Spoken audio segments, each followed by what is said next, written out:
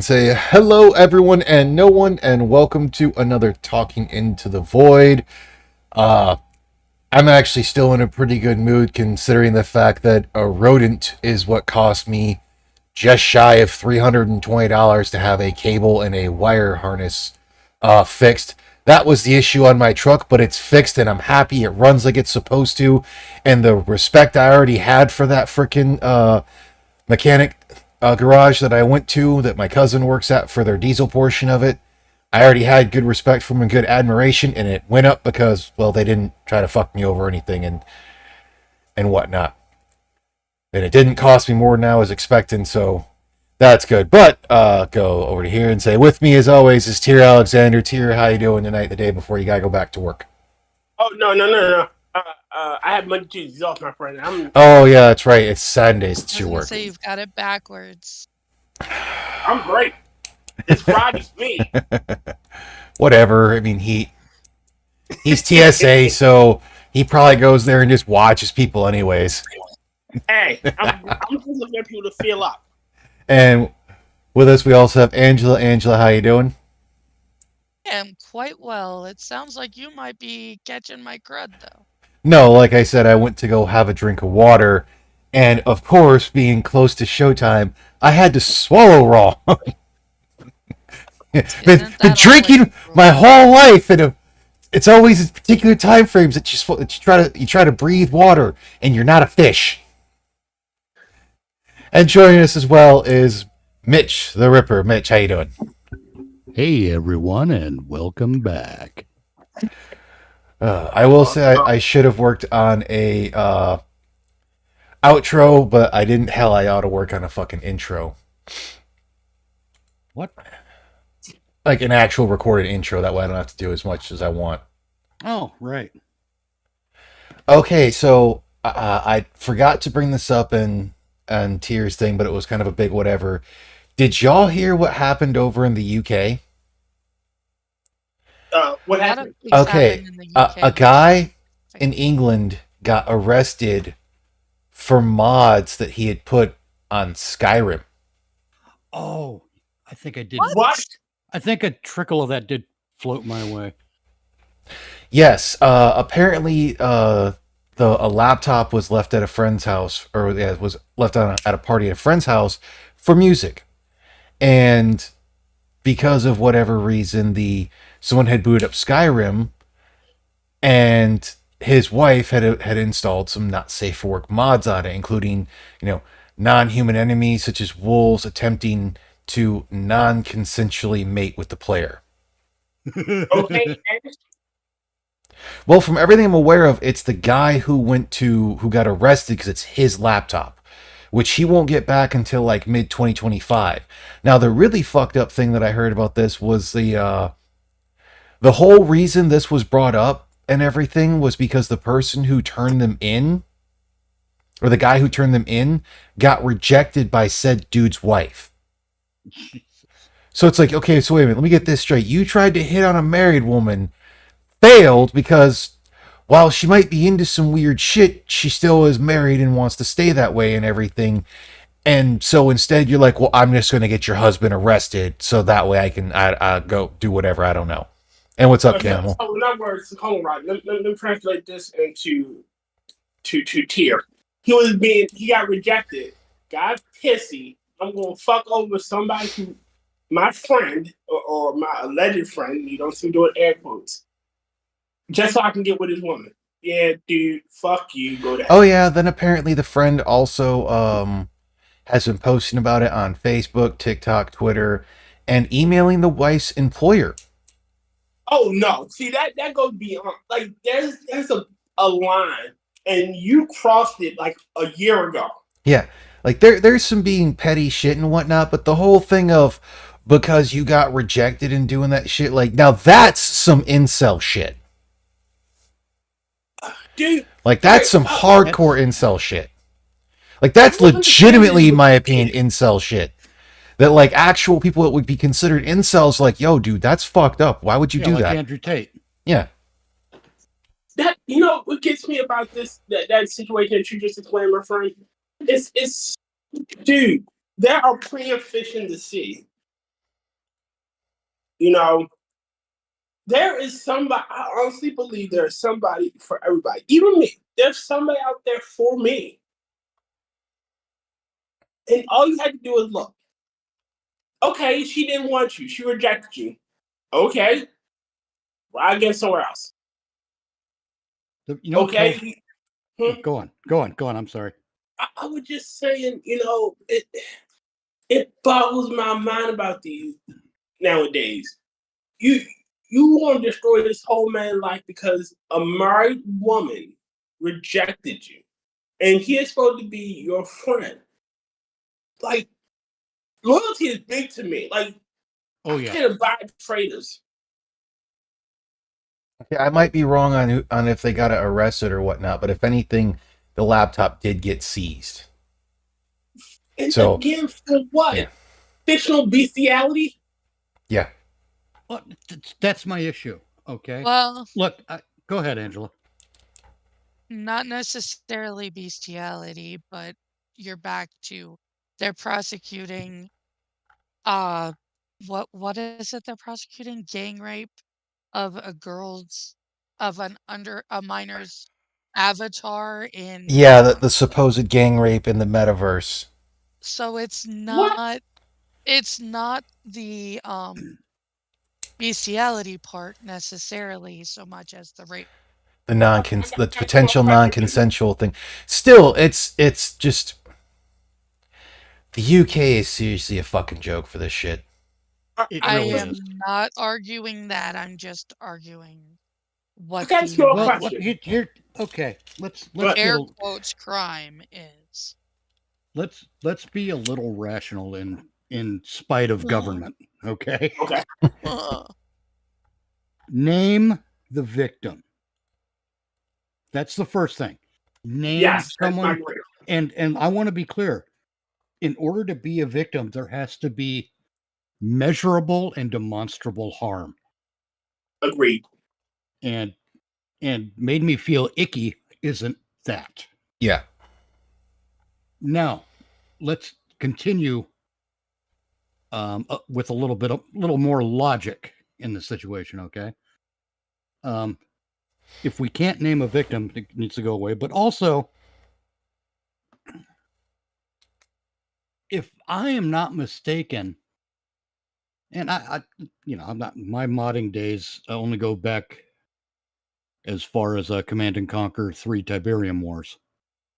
But if I remember the computers properly and the technology, if we're all playing together in a You even have if to have it's the same mods. yeah, if we're networked and playing together, even if it's not an established MMO kind of thing, if you know what I mean, Mm-hmm.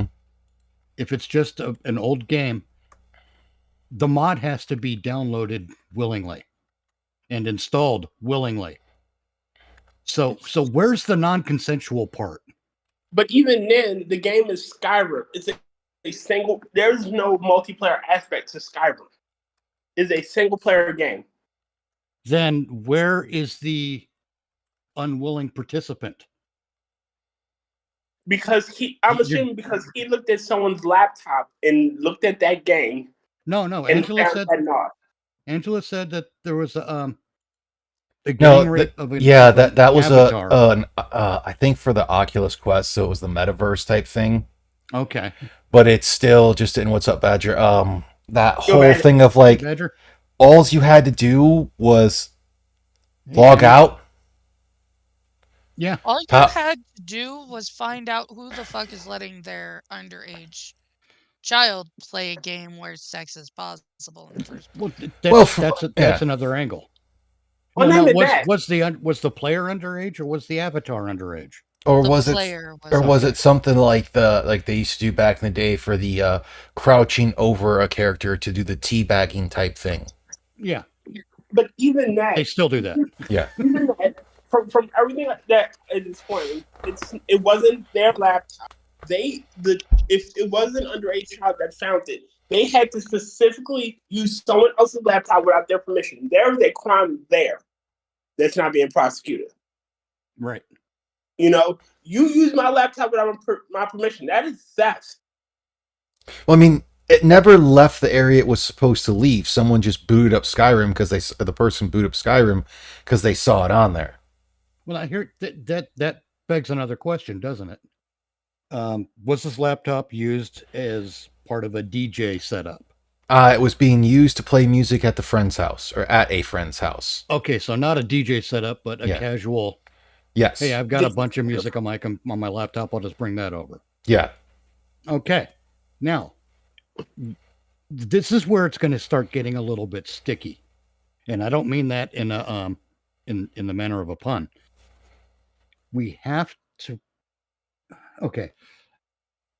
And I'm applying American law here, okay? Yeah, that's where the whole problem Or, is. or Since American this standards. Yeah. yeah, I was gonna say because like I didn't read where it was originally because like when I looked at it, I was like, oh dude, if this should happen in the U.S., this is a walk in the park for any fucking Defense lawyer. defense lawyer. Like even a mildly retarded one go in there and be like, Your Honor, it's his laptop, a game, single player. Even one Oh, paid for by the God. state. But look, here's the thing. In America, if you're in public, you have no reasonable expectation of privacy, yes? Yes. Agreed. And if you want to have privacy in public, you have to create it for yourself. I'll use an extreme example. A burqa is a creation of privacy in public. Yeah, it's an extreme example, but people have the right to wear them, as far as I'm Mhm. concerned. Hey Johnny. So No, okay. If this is at someone's party and where people were I'm assuming people were invited. Yeah. Then Most the people likely. invited had a right to be there along with the laptop and the owner of the laptop. Mm-hmm. And it is incumbent upon the owner of the laptop, it is possibly incumbent upon the owner of that laptop to create privacy for themselves at a party where people have been invited to join. Yeah. Because I figure if you invited a bunch of people to your home, a certain layer of public-like atmosphere is created. So the privacy you have to create is your own. Mm-hmm. Like, for example, if I'm at that party and I whip off my clothes and I start running around the house naked, I'm not committing a crime because I'm not nude in public. But if I go outside of the house, I'm It's a nude in crime. public. Yeah. Yeah. But would someone still call the police? Would I still get arrested? Oh, absolutely. Now I was like, I think of indecent exposure. Now I was like, I think of it in a way as the old Ron White sketch to where, he's like, I was drunk in a bar. They threw me out into public. Yep. He's like, you got a drunk in public. He's like, no, I was drunk in a bar. They put me out in public. Yep. So, but if there are kids at that party, if there are minors at that party, and I do that, going running around naked and whatnot, hey, Frosted, Yep. then we have a scenario in which things get a little less clear, don't we? Yes. Yeah, it's just the whole problem is like they're going over and seizing a laptop over mods that were put on Skyrim when there's actual legitimate problems they could be looking at. Yeah. I mean, I agree. Law enforcement in the West in general is in that apart from the situation, public school system is the biggest source of tyranny. Yeah, I was gonna say, in the well, West. for law enforcement, that whole thing. not even that. Hold on, Britain's law is hold on. I was gonna say because when you look But- at Britain's law, they don't have a constitution or anything that they have to follow. Like for the most part, ours does. But you also have to remember, for American law enforcement, it's been put out by or been determined by the Supreme Court. They are not there to serve and protect. So, actually, in all reality, every cop car or law enforcement agency that's going to have that needs to remove that. A lot of them don't have it anymore. Yeah.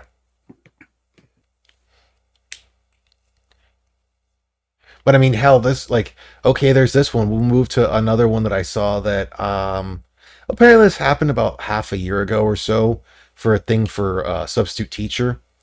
But apparently they learned the staff is, and it happened somewhere in the U.S., is knowingly allowing Bible studies to take place during the school day. And they Oh, did no. it. They did a thing of Freedom of Religion Foundation or whatever, and got sent a cease and desist by the high school. And the funny thing is they're trying to say, well, this district is breaking the law. Let there be no confusion. It's a legal matter, separation of church and state.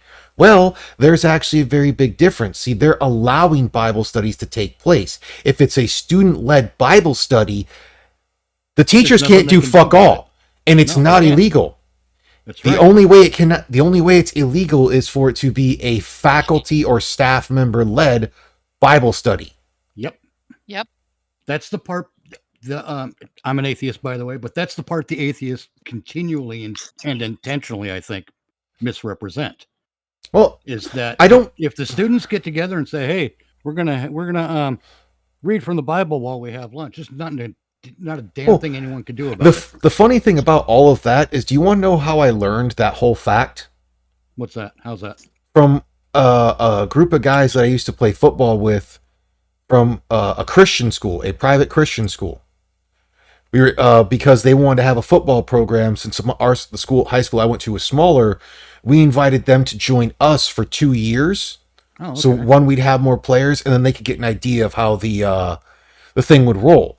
So basically, they got to join a school because of that whole thing, because that's actually allowed for a lot of things, and people don't realize that, which pisses me off for other reasons, because I didn't know that when I was younger. But yeah, I got to talk with them. Bunch of them super nice fucking dudes, actually. Oh yeah. And like we just got talking about it, and like that, it got brought up of that whole thing, and he goes, no, like even though we can do that because technically we are a private Christian school, he goes, typically in a lot of that type of stuff, it's always done by students, because even in this school, he goes, here, you guys could do it. It just can't be led by faculty. And I'm like, wait, what? That's right. And you know that again, this is one of those areas where the school wants you to not know what your rights are. Oh, it's Yes. it's that. It's also the same reason why schools don't tell you as well that if they don't offer. So for anyone who's a parent out there, Johnny's about the only one I'm aware of, and Angela, obviously. I think it's nationwide, but nationwide, I know at least is here nationwide, at least here in Michigan. If the school your students or your children are going to doesn't offer a sport they want to play, you can go up to a certain mileage away to have them play that sport for another school, and the school that your children go to has to reimburse you, unless it's, I think, a private school. Fantastic. Wow.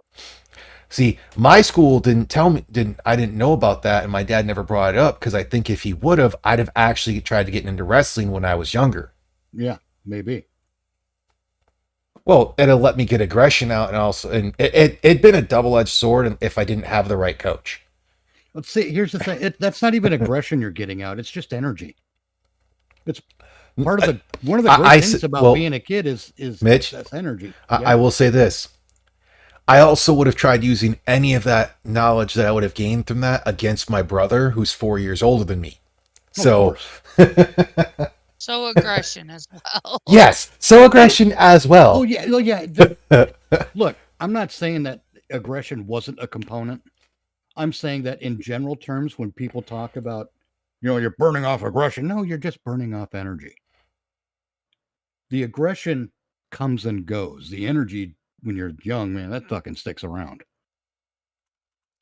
until you wear yourself out. Then you can just go to sleep. Yeah.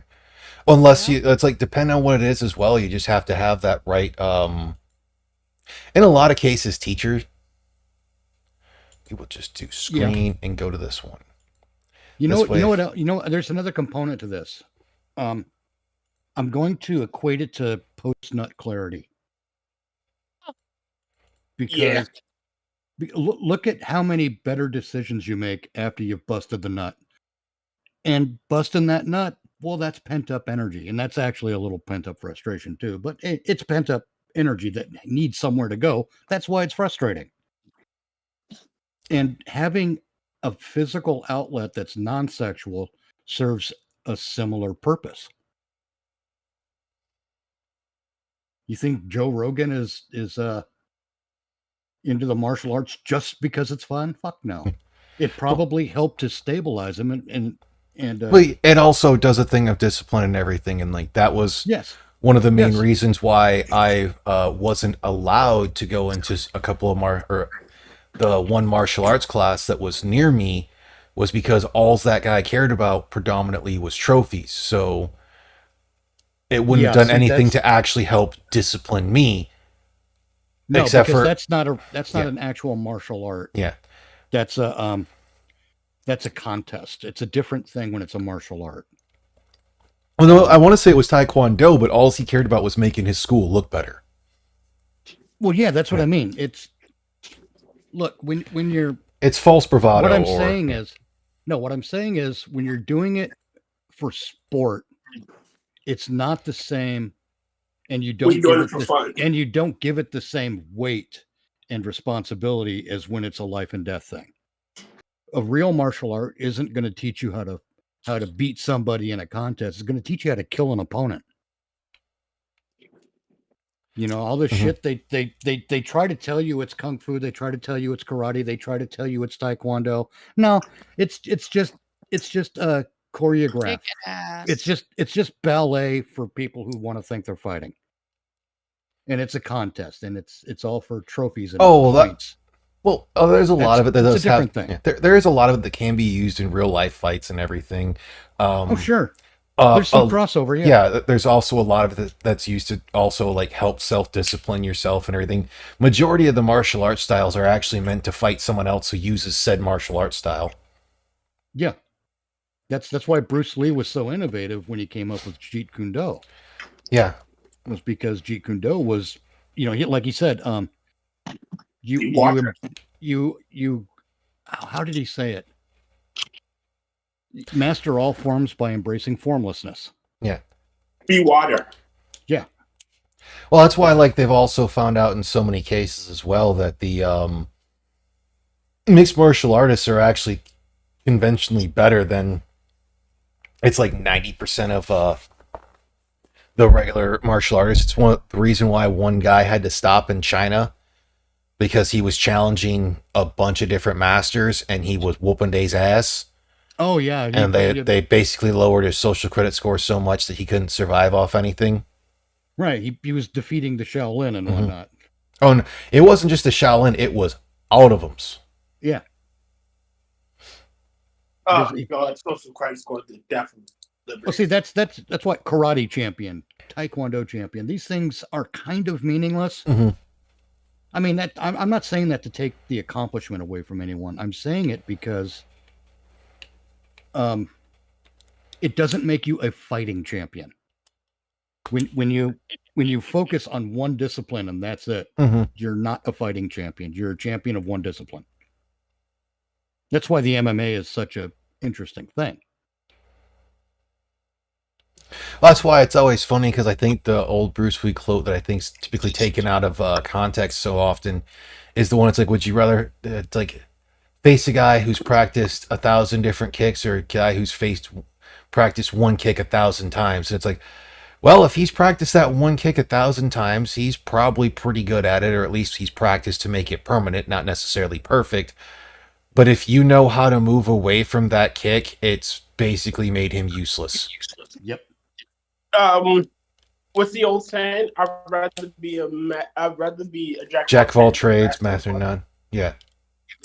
than a master of one. But even then, there's a specific counter to that because within that one mastership, that one thing that I can do fucking well, and you can dodge it, but that kick is still fucking coming, and all you fucking can do is dodge it. Mm-hmm. You know. Right. But at the same time, that's mastering the one thing is just one step. Depending on your outlook. Since we've been If talking martial mastering arts, the we'll one bring this thing up. is, what's that? Oh, if you look at the screen I'm sharing. Oh, the laptop thing. Yeah, well, I scrolled down since we were on martial arts, so continue on with what you were saying. Oh, Ron, do me a favor and post that, retweet that, so I can see it. now I'm watching the Down syndrome kid with the nunchaku. Yep, that's what I brought up. No, if you depending on your point of view and your state of mind, that mastering karate is one step. Mastering Jeet Kune Do is another step. Mastering, Aikido, if you want to do that, is another step. But for some people, mastering the one thing is the end of the journey. What was that I wrote recently? I wrote this on Twitter, and I think it applies here. Roads go nowhere. It is we who are moving. When we stop moving, the journey ends. Yep. Pretty much. And I think that kind of applies there, because if you stop moving at the end of mastering Tai Chi, then your journey ends. And maybe that's enough for you, maybe it's not. Maybe you'll need it, maybe you won't. Maybe you'll wish you went further and went to learn ninjutsu or something, Taekwondo Ninja. And Why is with, there no shitty movie from the 80s called Taekwondo Ninja? Because There- it was in there the is 90s that. and it was Beverly Hills Ninja. Well, there's that. Okay. or give you that one. American Ninja. Oh, American Ninja's kind of a classic, Yeah. but in the so bad it's good category, I think. Did you ever see 9 Deaths of a Ninja? Yes. I mean, quite I love literally, that. have you Yes, ever I seen the freaking, wow, Revenge Chris- of the Ninja is a Chris Farley as Beverly Hills Ninja? Yeah. Oh my That shit was so dumb, but so fun. But it wasn't meant to be taken seriously. Well, yeah, that's why I never went to the movie to see it. Because I knew it wasn't a serious film. Well, yeah, it's a comedy. I took the ninja thing kind of seriously. Not so much that I'm out there, mowing the lawn at night in my ninja outfit Peasant. or anything like that. I Although bet now you I want are. to. Now I want to. God damn it. Mitch, I bet you Mow the you are lawn up in your there. ninja suit at He night. is. People driving by, that lawnmower is driving itself. Oh, jeez. It's actually Mitch. I see all. Wow. No, there's a lot of mythology that blew up around ninjutsu and the ninja and all that stuff. Well, That is there just was plain wrong. that, and there was also the shit that got blown up around Frank Dukes, and that was because of Sure. him talking shit or basically spreading him or having it spread for him.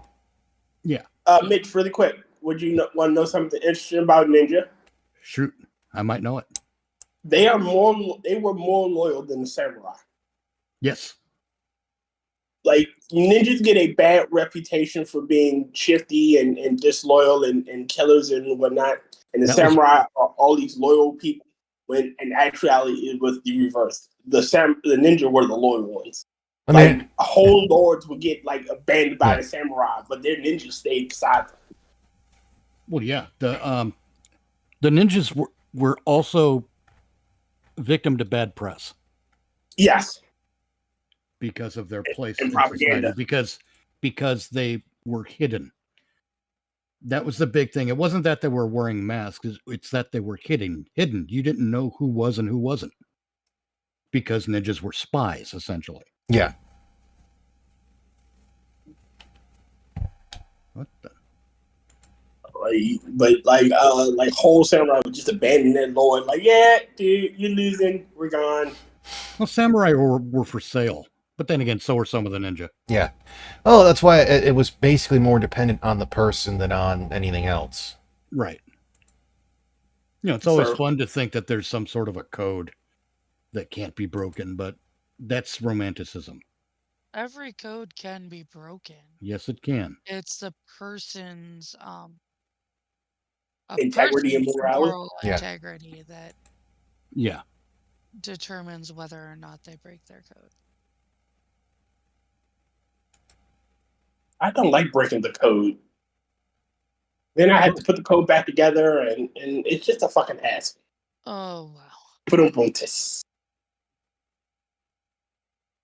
It's kind of incredible that they can't. I say they. I'm referring to Hollywood now. they can't study certain martial disciplines like ninjutsu, kendo, stuff involving the samurai, and come up with a good fucking Star Wars movie. Yeah. They honestly just think that all you need to be a Jedi is a lightsaber and force sensitivity. And hey, look, I'm a Jedi. No, Yeah. you're not. You know what gets me? Oh, go ahead. Oh no, I was just commenting on the stupidity. It's okay. So I was talking to a friend of mine at work. We were having a conversation the other day, and he was talking about, they can't make anything new. And I'm like, there's nothing new under the sun. Everything that has been done before. However, you can still do homages. The original Jedi was based on Kurosawa's Ronin. Like, he saw Ronin and like, what if I put this in space? The Magnificent Seven was based off of the Seven Ronin. Just what if I put these characters in a Western setting? Yep. That's what I mean. So it's already been done. I mean, a lot of that, like when you actually look at, God, I can't remember where I was reading it, that whole thing, but a lot of the old gunfighters and everything could be considered basically just Western samurai.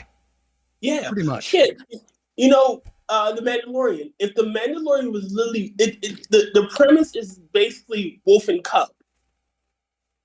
Like that Lone Wolf and Cub. That is basically what the Mandalorian is, but it does not follow the same beats as Wolf and Cub. Right, and that's fine. You want to let me tell you something about the Mandalorian. And it's not about the Mandalorian as much as it is the Boba Fett. It was Seven Ronin. There was there still is. You can find it on the YouTubes. There's a Star Wars fan film in which there's almost no dialogue. There's no dialogue from the main characters. It's all background dialogue, because it takes place in a bar, a cantina, or, if you will, a saloon. Okay. This fan film is called The 12 Parsec Stare. Before we get too far into that, so just hold that thought for a second. Do you know how in like a lot of samurai films that when they do the whole cut, it'll have the huge flash of blood? Yeah. You know that only happened because of a movie about samurai to where they had a malfunction with the blood squib, and it did that, and they thought it was cool, so they just kept doing it, and that's the origin. That sounds about right. I mean, there's a lot of what we call happy accidents. Yeah. Shit, the Wilhelm scream has been in everything, and it was only in one. I had to get that out since we were talking about samurai and whatnot, but it was in a World War II movie, I believe, originally. Probably. The Wilhelm scream. But anyway, no, it was in a Western. It was in a Western, and the cartoon's name was really Wilhelm, and he got shot in the leg. He got shot with a bow and a Comanche arrow in the leg. Okay. And he goes, and it's been used everywhere. Yeah. I mean, it's been used in video games for God's sake. Yeah. Anyhow, the 12 Parsec Stare, it's a Western, but it's a Boba Fett story. Boba Fett on Tatooine goes into a cantina to get his man, as it were. It's like watching a scene from a Clint Eastwood movie. It really is. I still will say it is brilliantly done. I still will say, and I know that they have gone through and like explained how Boba Fett got out of the Sarlacc pit. They should have left Boba Fett dead. I think so. Yes, he should have died. He should have died in the Sarlacc pit. I agree. Well, it's also the whole thing. Like, I always have an issue when they take a character that is pretty obviously dead, and they're like, "Well, we're gonna bring him back in that whole thing because they're marketable. They're a fan favorite." Yeah. Like, okay, I'm a fan of the Devil May Cry series, and I will probably get some hate from a lot of other Devil May Cry fans because while I am a fan of Virgil should have remained dead. Yeah, Virgil dies in the first game. Like, no, he doesn't. I'm like, how does a motherfucker exploding survive? Ask Dr. Loomis. Ask Dr. Loomis and Michael Myers. Like the flat out, the motherfucker's whole body explodes, and they brought him back. He should have died. He should have stayed Yeah, fucking I mean, dead. John Carpenter killed Dr. Loomis and Michael Myers in Halloween too. Yeah. I mean, Well- it's one of the reasons that movie has any redeeming value. Well, that was because he planned to make it an anthology. Right. Because if you look at 3, it's totally different, and people fucking hated it. Or rather, it's not looked back. It wasn't fondly received. That Good point. and for the Boba Fett show as well, having him be like basically a kind of carbon copy for looks of a lot of how Vader was. They should have went with the guy who originally played him for his looks, where he had fucking glasses, big ass fucking mustache, Oh yeah, like old school style 80s porn stash. Actually, it'd be like 70s porn stash. yeah. Wow. Oh yeah, look up Honestly, the guy who yeah, played because- Boba Fett and that whole thing for that. Like I'm okay. the dude had a stash. But was it a Tom Selleck? It dwarfed Tom Selleck's, Holy shit! I like Burt from what I can Reynolds. remember, if I remember See, that correctly. would have been interesting. That would have. Yes, him as I the got, bad guy. I got to say this too, because I've been rewatching Babylon 5 again. Just completely non sequitur. You know Mira Furlan, who played Delenn? I've never seen Babylon 5. Oh, good show. But Delenn was an alien ambassador. In season 2, I think she got an appearance that was more human because, trying to be more relatable to humans, diplomatic reasons, whatever. But the actress who played her, Mira Furlan, she's dead now, unfortunately. Okay. God rest his soul. Oh, I guess She had the most sincere smile. Her smile lights up. It's not even a great smile. It's just very sincere, and it lights up a room. I maintain that Mira Furlan's smile is just as epic as Tom Selleck's mustache. I will have to correct myself. I could have swore maybe that was just a stand-in they had for one of them. Here it was. So I will bring up that. We will open that one up. And go over to here. Share. Bet. Open Sesame. Yeah, unfortunately, it's a small one. Like, that's the guy I remember from the one thing. Apparently,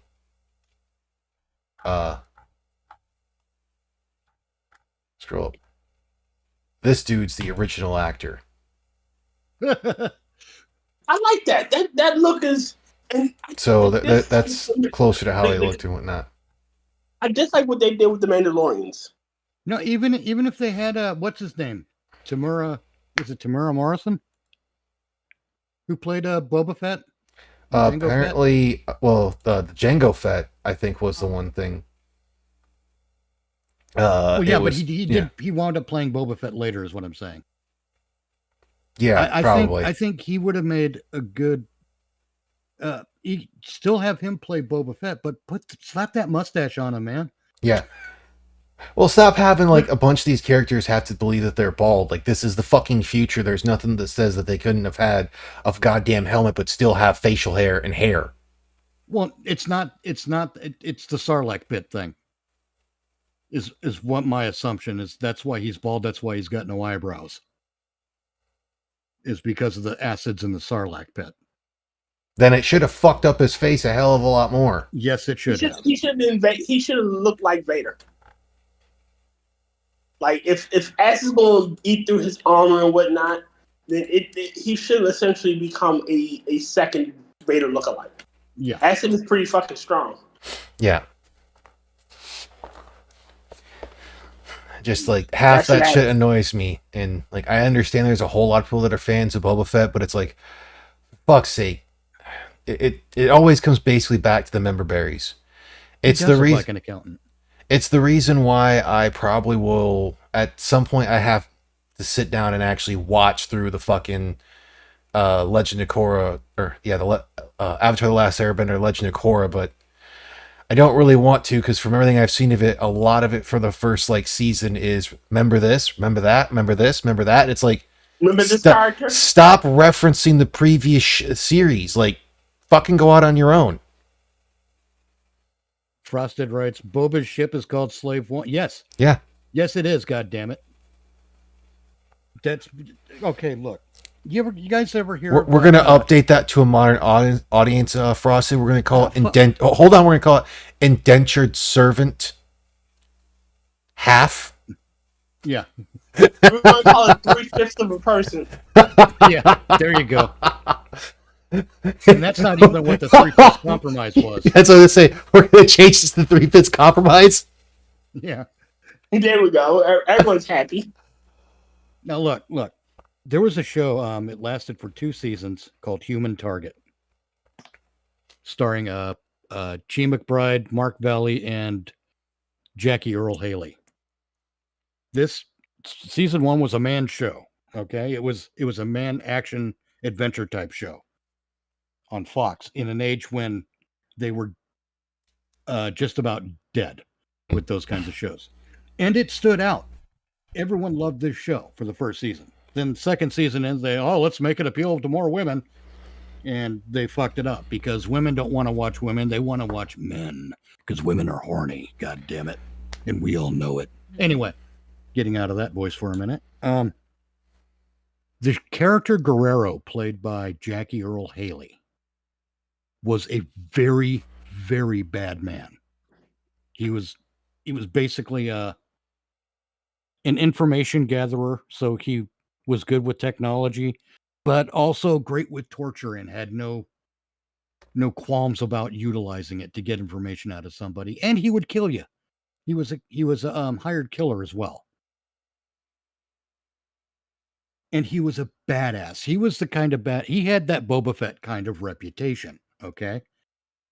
Once people found out, oh shit, this is Guerrero, I'm fucked. Yeah. Everyone just knew because he had a reputation in the criminal underground, right? Mm-hmm. That's what they should have done with Boba Fett. Now, mind you, Guerrero did have a come to Jesus type moment where the main character played by Mark Valley didn't kill him, even though Guerrero was sent to finish a job that the main character didn't finish and possibly kill the main character in the process. But because the main character took him down without killing him, he had a come to Jesus moment. And Guerrero started questioning things and re-examining his loyalties. That would have been a great story thread for Boba Fett. And Badger, I'm going to interrupt for a second. That's actually pretty much a very true thing for the military as well. Like if you see some dude that's got like he's got them basically BCG looking fucking glasses, looks kind of like an accountant, and is giving you that 1,000-eye stare. You best have made terms with, or it's like made good with whatever god it is you believe in, because you most likely gonna die. Yep. The best killers don't look like killers. Yeah, the best killers are the ones you don't see coming. And the guy dressed as an accountant, you don't see him. Mm-hmm. You know, you don't see the guy who looks like a taxi cab driver. Yeah, that's why it's like, well, I don't hate Ben Affleck, that whole thing for like him playing the accountant. It's just like, well, that's part of the thing that Hollywood doesn't understand. They think the leading man has to be pretty. You know. Yeah, well, that's why like not the case. For Sicario, it's the guy who was actually in the second Blair Witch movie, and he also was the main character in Burn Notice. Jeffrey Donovan. Yes. Like when he grew the mustache and had everything for that, like he fit the fucking role of like, all right, this is a dude from the CIA who fucking murks people. Yep. Because it's one of those things, he just looks like some unassuming dude. Sometimes, yeah. But he also looks like a prick. Mm-hmm. Yeah. And word is, he's a nice guy. Yeah. But he looks like a prick. He has the male version of resting bitch face. Yes. Depending on what role he plays. Yes, absolutely. Well, if he was in that Will Smith movie with Kevin Shumway, I can't remember his last name. James? Kevin James, yes. What was that? The 51st Heartthrob Guys. Whatever the fuck that was Hitch. called. Oh, Hitch. Hitch. Yeah. He was in Hitch as the hit it and quit it guy. I who completely put his forgot hands about on that. Will Smith. Yeah, it was a bit part, but it was a good part. It was a good part because he played an asshole. Yeah. And he really he stood out in the role. Jeffrey Donovan did. But yeah, it's one of those things that it shows that he can play something like that. Because, okay, he can play the asshole because of that, but he can also play a person who ends up in a mental institution because of, like, Blair Witch 2, Book of Shadows, Blair Witch 2. Yep. He can also play a good guy, hero, secret agent, CIA guy because of Burn Notice. Yep. Burn Yeah, Notice man, would have been very a much talented. better show if they cast someone other than Gabrielle Anwar to play Jubilee or whatever the fuck her name was. Fiona? Fiona, thank you. God, how can I remember one name? I can either remember the actor's name or the character's name, but not both. I don't know what's wrong with me. The thing I love about that show, and what's really funny, is it's not even how it was tied in. And I don't hate the chick who played Fiona in that. I still love the fact that the reason Bruce Campbell got a bigger role was because of Bruce Campbell fans. Yep. But, like, Bruce Campbell they did It's the man. they did a movie based on that show about him. Yeah. About Sam Axe. For fuck's sake. I mean, Bruce Campbell is fucking Bruce Campbell. That's all there. He's a legend. yeah. And you know, he's one of the things you add to your movie to make it instantly better. Yeah, there was a reason why every basically Sam Raimi movie there's also him in there. Yeah. Well, Sam Raimi always wanted to get Bruce Campbell as Well, the lead. there's always Bruce Campbell. Hollywood doesn't see it. Bruce Campbell always plays a role. He always brings him in there because of just the fact that they kind of came up together. Like, he always has Bruce Campbell, and he always has the car that was in The Delta 88. Yep, the Delta 88s.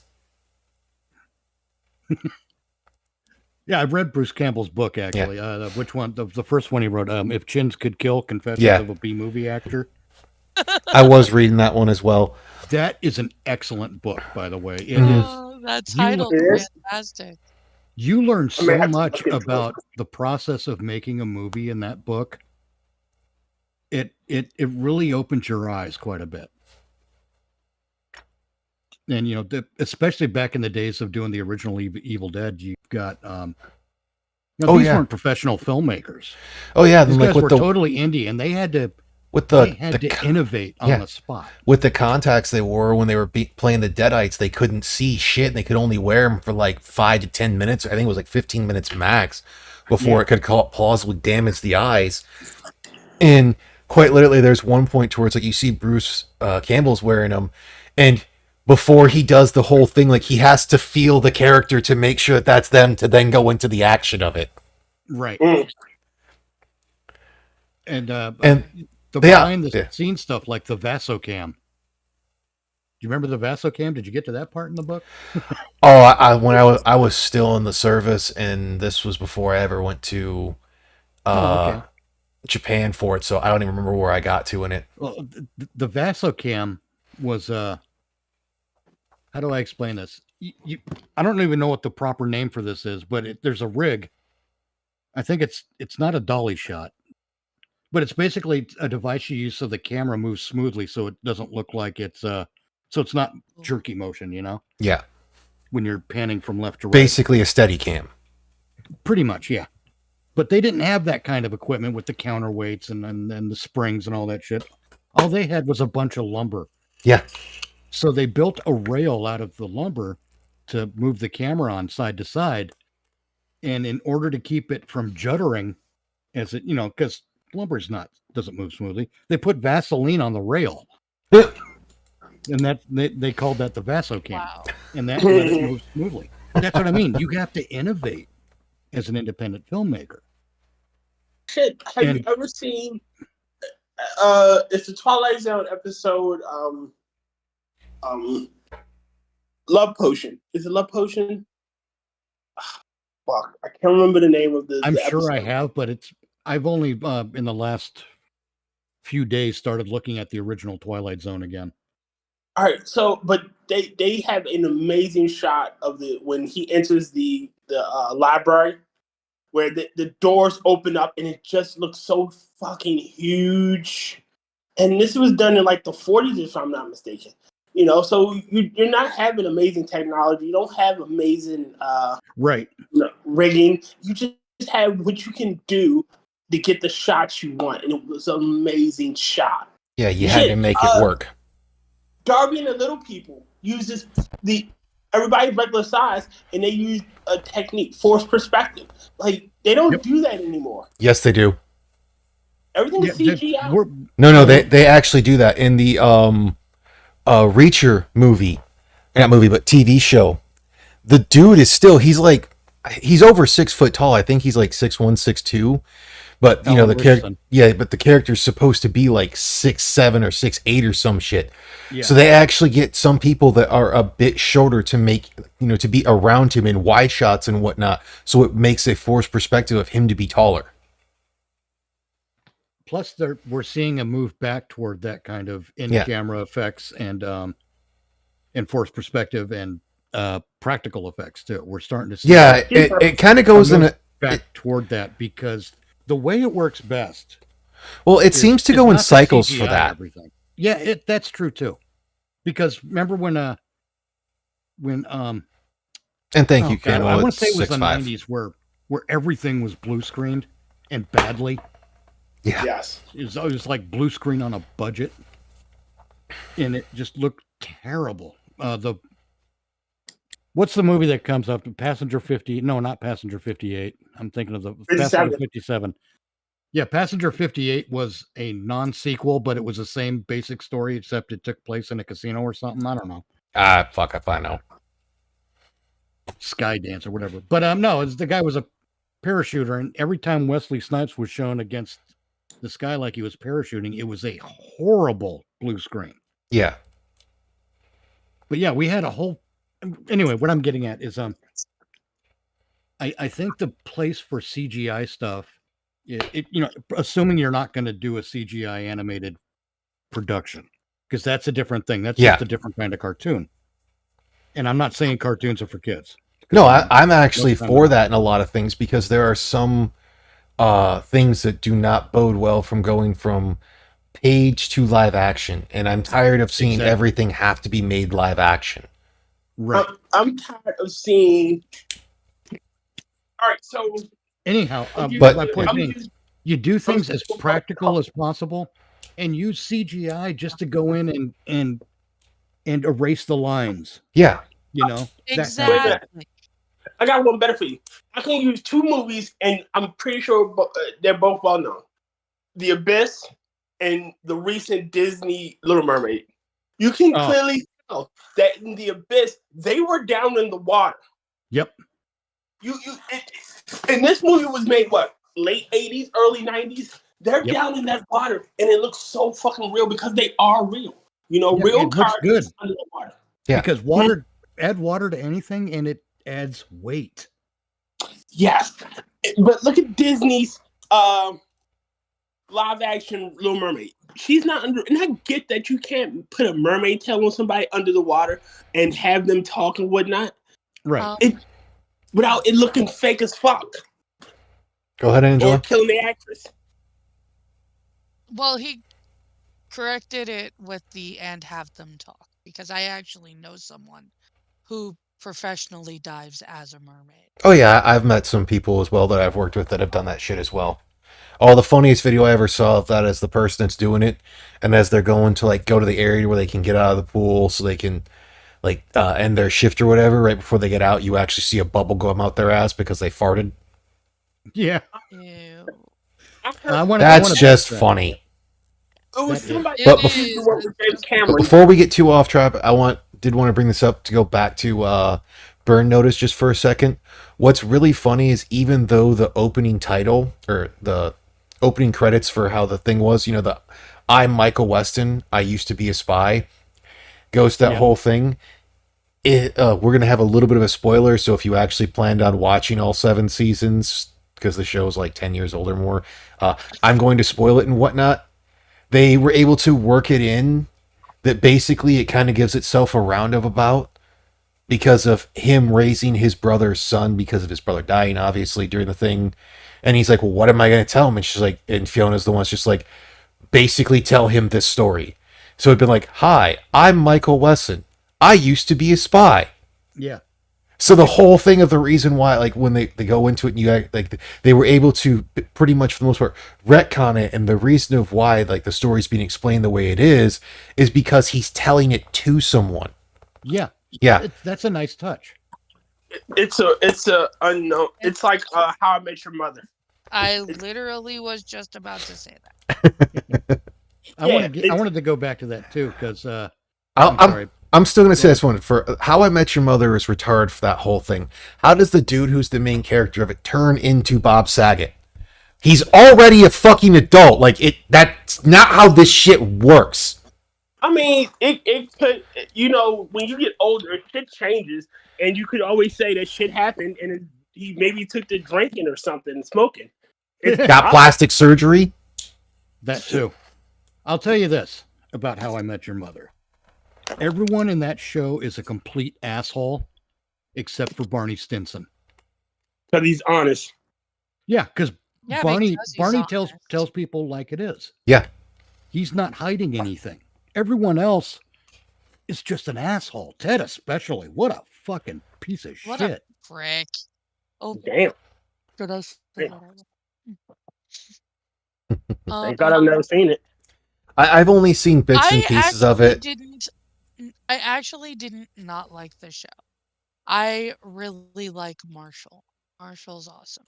I got to a point with that show where the only thing I wanted to see was Barney Stinson. Oh wow. And that's partly because, you know, Neil Patrick Harris is a fantastic actor. Oh yeah. Yeah. I mean, if he were shorter and a little younger, I would maybe a lot younger now, but I would say this is the guy we need to see in a Nightmare on Elm Street reboot as Freddy Krueger. Oh, that would be amazing. I mean, it also, again, it's one of those things that it depends on the role and mainly depends on the director because yes, his I like him. His role in Starship Troopers was kind of lacking. well, and again, it was you for gotta most remember- of the actors. Wait a Yeah. minute. Two things. You got to remember his character was meant to be a military. Well, it was he eventually becomes a military intelligence officer. He has to kind of be aloof and, you know, stone faced. yeah.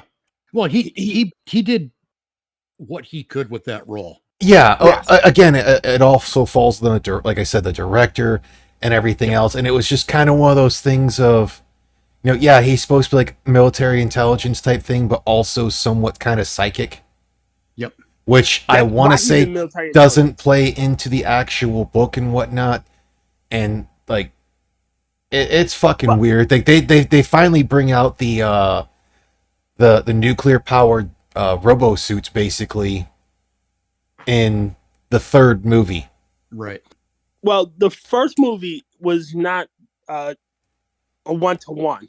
No. The director We're wanted to talking make about them. Starship Troopers. Yes. Yeah, it's not I a didn't know 1-to-1. there was more than one movie. Yeah, It's like four, they're five. basic. I think there's 3 that I'm aware of. There's 3 live action. I think there's 2 more that are animated. Yeah. Yeah, it's 5. But as I was saying, the director wanted to make them analogous to Nazis. That's why Barney is in like fucking SS gear. uniform. Yeah. He wanted to portray them as Nazis, but they weren't. Like you could move up in the world that don't require military service. It's just that military service was the easier option. Yeah, or was right. the more quicker option. You didn't have to serve forever. Just serve one tour in the book, and you got citizenship. Something like that. There you go. You're done. One tour. But getting back to Fiona, Frosted Glass is right. She's way too skinny, Yes. and she was cartoon Irish in that, Yeah. Cartoon like Green Irish. Badger indicates. But the being skinny thing makes her unrealistic as a physical combatant. Yeah, like Oh, I would God, honestly Jesus. say That was annoying. the woman who plays Ziva David in for her role that she had in NCIS was more believable for a lot of that whole thing. Yeah. I mean, she was still thinner, but she wasn't as, in my opinion, as muscular toned as she should have been. And honestly, Gabrielle Anwar is so skinny that she should be working on a fetish website Probably. because she looks unhealthy heroin skinny. And it ain't attractive. It All right, just isn't. so do you what is the word I'm looking for?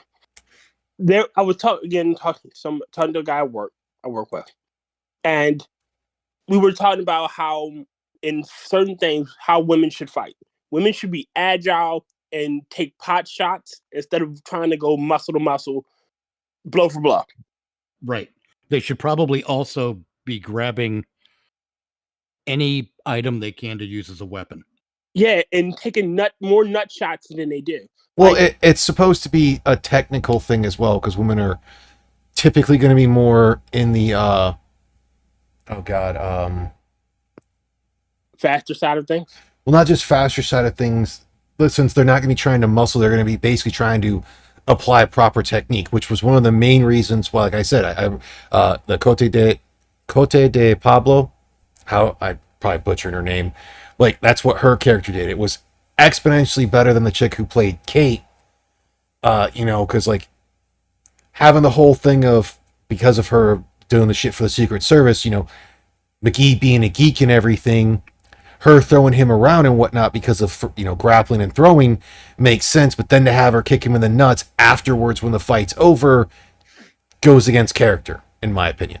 Yeah. That's a big move. But if it's the whole thing of it's like, yeah, you're in a fight with someone, and it's one of the reasons why I still like NCIS. It's not the greatest show, and I will never say it is, but the fights tend to be more realistic. They also tend to be shorter, and you still see characters that are supposed to be like good fighters get fucked up occasionally. Well, yeah, especially what you said about the fights being shorter. Revenge of the Sith. Okay. Obi-Wan and Anakin, that fight should not have lasted that long. That fight was too goddamn long. Well, that fight is a prime example of Hollywood huffing its own farts. All right. In that whole thing, it was fan service. Yes, it was. Because like there has been a couple of really good fan things to where it's like they do the whole force fighting, but like it was beyond fan service for how much it sprawled such a giant area. When if you're going to have a fight take place like that, it needs to be confined to a smaller area. Right, and it needs to be more there needs we to need be a better representation of their power level. Look, no, it's not about power level when it comes to a duel like that. It's communication. If you watch the saber duel in The Empire Strikes Back between Vader and Luke, you could see all the communication right there because Vader starts off one-handed. He's fucking with Luke the whole time until Luke tags him. He's just fucking with him. Mm-hmm. He's measuring Luke for his for his Sith cape or something, because he's not really fighting him. He's just seeing how Luke measures up. Yeah, he's taunting him. He's getting into his head. There's a lot, not just the vocal communication, but there's the physical communication. We didn't get any of that real communication in Revenge of the Sith. We got that's all the communication we got by comparison. And that's why the duel in Revenge of the Sith isn't as interesting.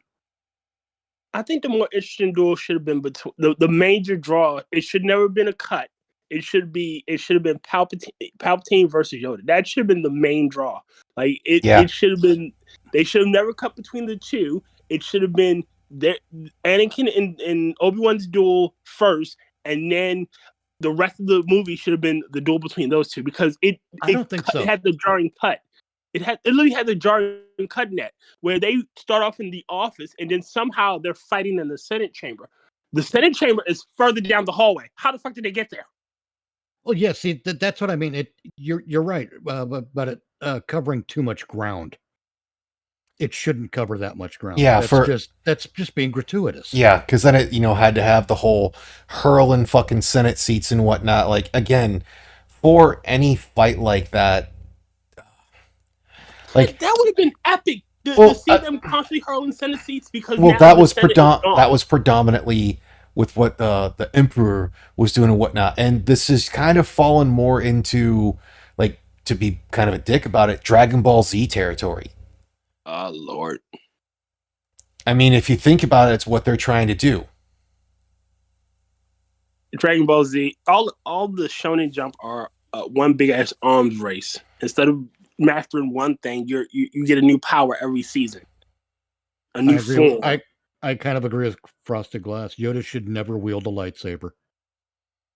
That was one of the great things about the Emperor in the original trilogy.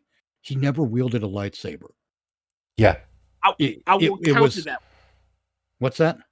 I will counter that. I think Yoda should wield a lightsaber. His movements. He should have been as flippy and agile he was, because there's a force ability called force speed. Personally, in the whole thing, I think it should have been the closest thing to of him wielding a lightsaber should have been his cane that he went through and developed to, since they've already shown the stuff that can stop a lightsaber and whatnot, to be basically a repellent of that, but basically a force enhancing weapon.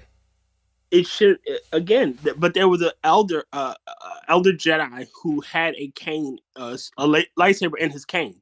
Yeah, and that should have been Yoda. He should have had one of his cane.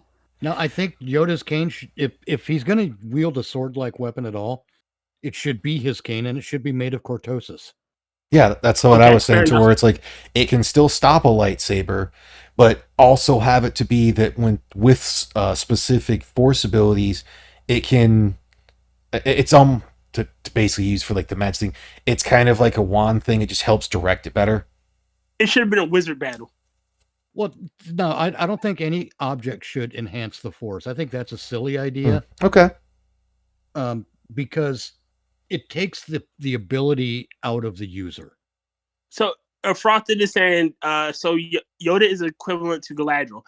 So you're saying it should have been a wizard battle. It should have been them using the force to hurl shit and then do force abilities. However, Yoda has no offensive force abilities. There are no good side offensive attacks he could do.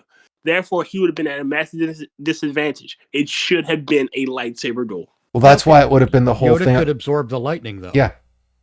Yeah, but that's all he could do. He could absorb it and redirect it, but eventually... Again, that also goes to a whole thing. He could have redirected it back at the Emperor, so it would have been a basically reflection.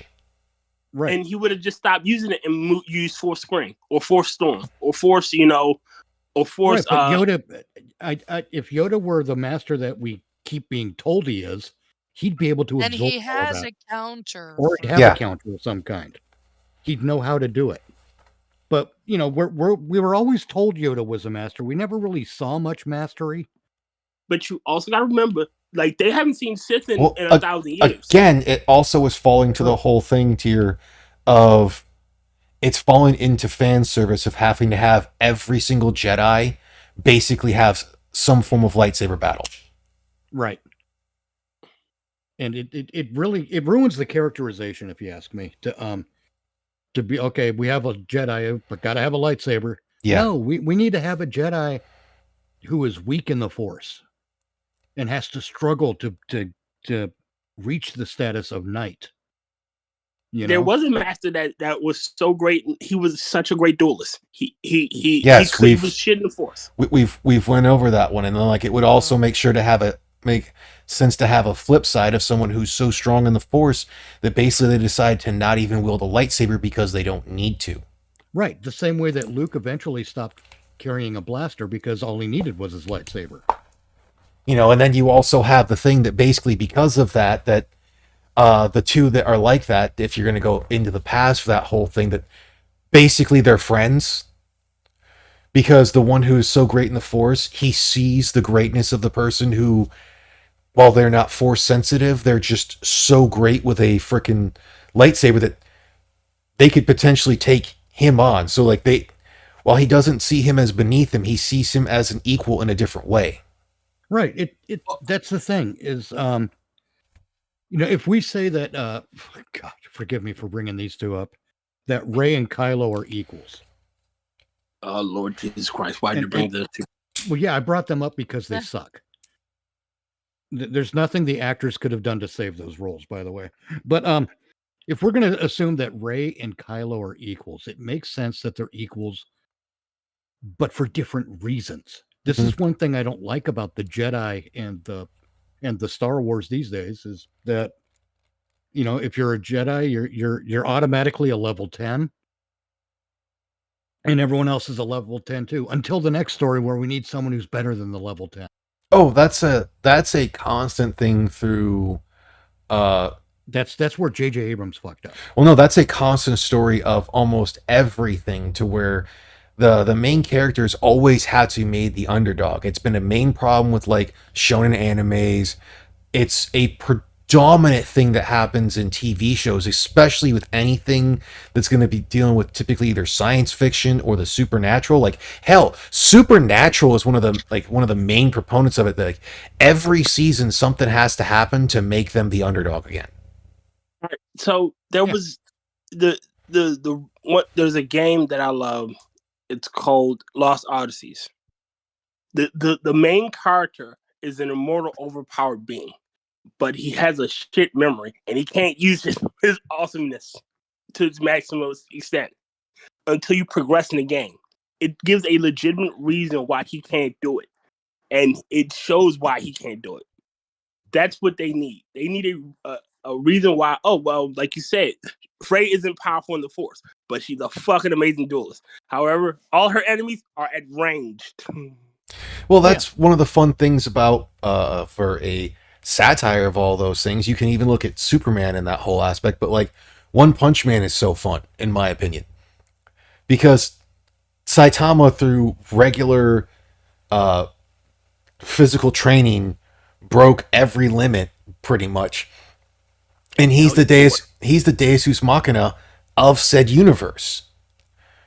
And while the story is about him, it's not entirely about him. It's about other characters that are still struggling, and when they fail, basically he's the one who's there. Like, it's known from the get-go of how strong he is. It's very few people realize that it's actually his strength that's been saving the world. And that's also probably been the reason why, for a lot of things, God has been going through and trying to destroy the world more. See, you brought up Superman, and my thing with Superman, I've mentioned before, is you need room for escalation. That's why you don't start at Zod. Yeah. You don't start at Darkseid. You don't start at Doomsday. Well, you need room to escalate, and the same applies with character development. Well, with Superman I'm sorry, but you don't start Rey being able to beat Kylo Ren. That's horseshit. Kylo Ren's been training his entire life. Yeah. Rey showed up with a staff. Fuck you, Rey. And it clearly wasn't meant to be her. She was they threw her in there and made her was an astronaut. Well, with the Superman thing, that's because that's the reason why for so much of Superman's battles, they're not meant to be a legitimate head-on fight. They're meant to be a mind or morality battle. Yes, but even when Superman, I mean, for one thing, they keep overpowering him, and I get it. He's Superman. That makes sense as far as it goes. Don't get me started on Zack Snyder, Frosted. I am the anti-Snyderverse guy. But anyway, I don't mind some of Snyder's work, but there's a lot of it that he goes a little more overboard. And Well, I don't Yep. hate the remake of Dawn of the Dead. I think it's a fun movie. There's also a lot of shit in there that I am just not a fan of, and I think most zombies should not run. No zombie should run. I don't buy that. Hold on. That's Hold on. go on. Recently deceased people who have some athleticism would be able to still move quickly. Now, Prolonged dead zombies would not be able to. I think Right. it might depend upon something that I hit upon with zombie mythos that no one seems to cover, Mm-hmm. because we do have the two kinds of zombies, the ones that move quick and the ones that move slowly. Mm-hmm. Now, depending on how the zombie virus starts off, all right. Well played, Frosted. Look, depending on if the zombie thing is a result of government fuckery, I think it would happen as a result of something to do with the military industrial complex. Mm-hmm. I think they would be trying to genetically engineer people to be more efficient soldiers. Yeah. And that would make sense. So, in doing that, one of the reasons they go kind of savage, because zombies, they lose the higher brain function, but they're also dead. Yeah, there's another different movie that has a thing like that that's actually based off, I think it's a curse or something. That's a different movie called The Revenant. Yes. But now here's what I'm getting at. If the that kind of genetic engineering could mutate a virus into a spreader of a kind of a plague. Mhm. Okay.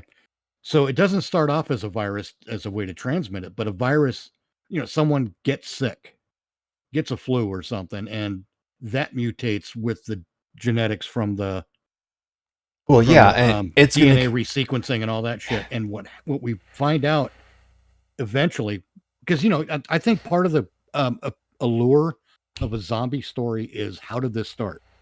That's the mystery that has to be solved, right? No, We're Patient Zero. no. The main allure of a zombie story is to set basically a world without law.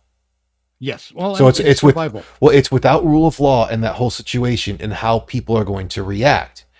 And instead of having them have to kill each other, it makes it much easier to think, well, I don't have to think about these people as much that I'm going to kill to potentially save my own life if they're undead, if there's something else. That's the They're big an picture other. stuff. That's the reason why in the original Night of the Living Dead, in the Dawn, and like all the Romero zombie movies, it's never brought up of what caused it. It's always just theorized. Right. Everything else has to have the whole, we have to have the cause of what it was. Like the Resident Evil one is kind of okay, but still, at one point or another, it always ends up borderlining too much on the supernatural than it does on science fiction. Right. Yeah. And that's where mine's more science fiction. And that's where it just needs to just stop going into it.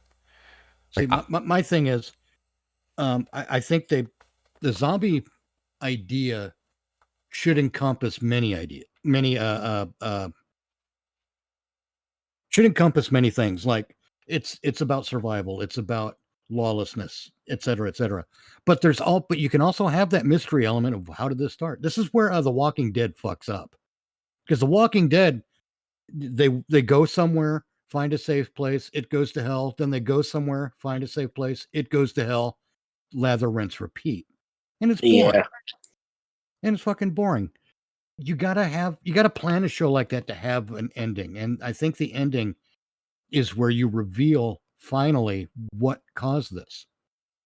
And I think it makes sense that the military tries to make not a super weapon, exactly, frosted glass, but super soldiers. And in the process, they use what really happens is, when you get it, you don't die right away. You become savage because your higher brain function goes to hell, because of the animal DNA they've incorporated in.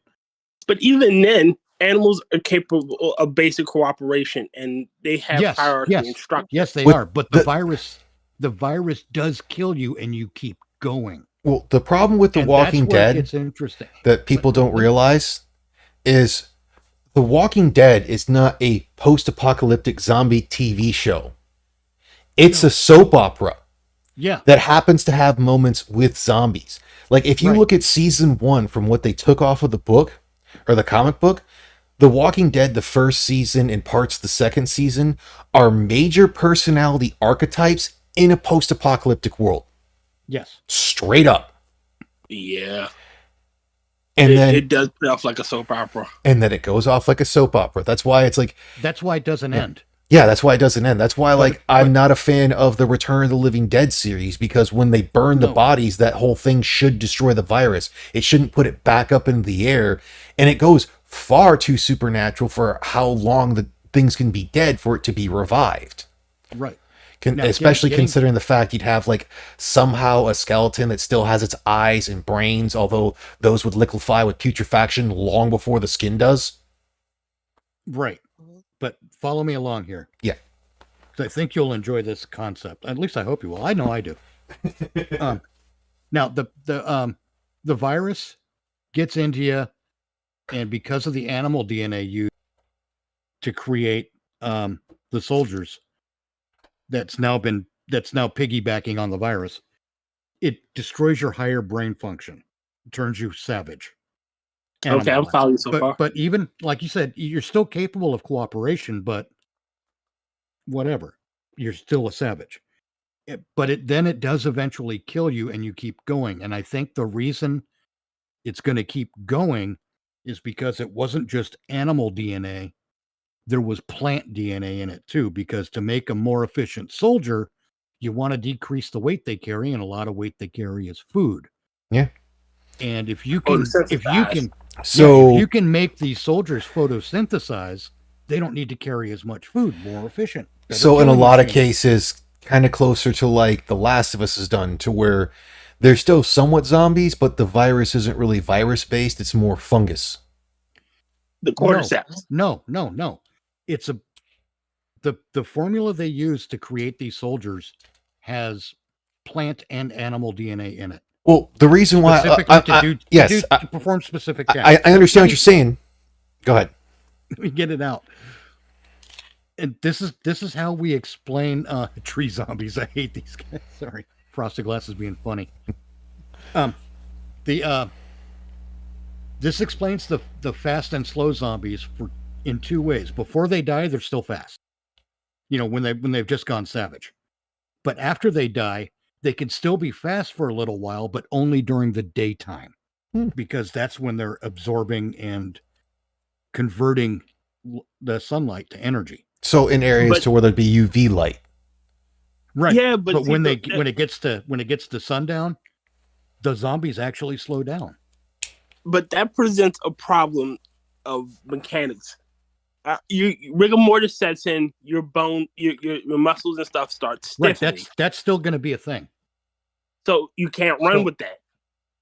No, but these zombies can they would be able to go probably for a week at most after death with the photosynthesis before the breakdown really takes hold. And then day or night, they'd just be lumbering junk. Well, Well, again, if you're gonna throw that's that where one out- again it falls more into the supernatural for a lot of that stuff when you're going to look into it and have the suspension of disbelief. This is Michael Myers level of Yeah. supernatural, where it's touched by it, but not Well, dig this deep is in it. the reason why I said it's like I was comparing it more to like the zombies from The Last of Us with the cordyceps and the fungus, because fungus isn't necessarily plant and it's also not necessarily human. And you're not necessarily dead. Yeah, That's true. Like with the cordyceps virus, it never explained that it killed you per se. It just is a massive infection that rewrites your brain. So you start mutating, and it never says you're like dead, if you will. You just don't have that brain function. Like zombie Right. ants. Zombie ants that get infected with the cordyceps virus are technically still alive, but they're disconnected from the hive. Yep. because like that's why going back with it the zombies things I was bringing back, that's like the Return of the Living Dead. While it's comical, like that series just bugs me because the whole fact of it being like, oh well, you can, cremate the body, but somehow that just puts the virus in the air. It's like that's not how this works. No. Like, I think that if I remember Well, correctly, it's like they're with the trying high too enough hard to- heat, it's like that would also even destroy prions. Well, it's because they're trying to follow the dude who did that, since he was originally there on the night. It's like it was a paired thing between him and Romero for the original Night of the Living Dead, and they separated, and he kept the time frame of it, which is why the other guy got the Living Dead portion of it. And but it's always supposed to be that whole thing that there is a sense of hopelessness to actually win. Right. Now, see, I could see someone making Return of the Living Dead and trying to use the virus in that way as an analog for pollution at that time. 'Cause that was We what, already done- 19. That was like 1988 or something. I mean, they've made like three mean, 'cause- three Return of the Living Dead movies. Well, yeah, but in that first one, it was in a barrel hidden away somewhere. Yeah, because in that one because it's of explained that government it. waste.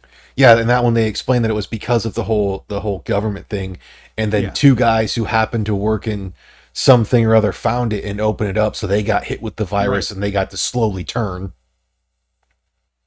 Yeah, that was the guy who played Tommy Jarvis in Friday the 13th Part 6.